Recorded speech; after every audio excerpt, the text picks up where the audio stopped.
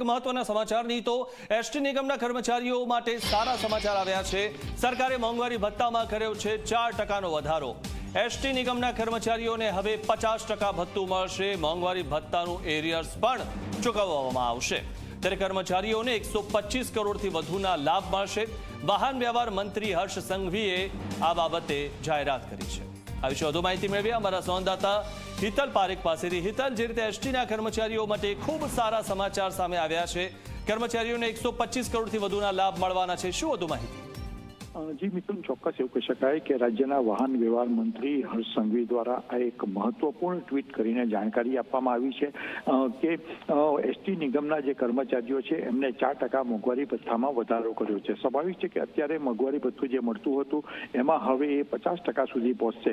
બીજું સૌથી વધારે મહત્વનો મુદ્દો એ છે કે 1 જાન્યુઆરી 2024થી એટલે કે છેલ્લા 1 વર્ષની ઇફેક્ટથી આ મોંઘવારી ભથ્થું આપવામાં આવશે। એરિયસ પણ ચૂકવવામાં આવશે। એટલે એક મોટી રકમ જે કહી શકાય તો દરેક કર્મચારીઓને મળશે અને ક્યાંક ને ક્યાંક આના કારણે રાજ્ય સરકારની તિજોરી પર 125 કરોડ જેટલો જે ભાર છે એ આવશે। પણ કર્મચારીઓ માટે આ નવું વર્ષનો જે મહિનો ચાલે છે એ ખુદ ખુશીના સમાચાર લઈને આવ્યો છે। જી મિથુન। જી, આભાર હિતલ, માહિતી આપવા બદલ।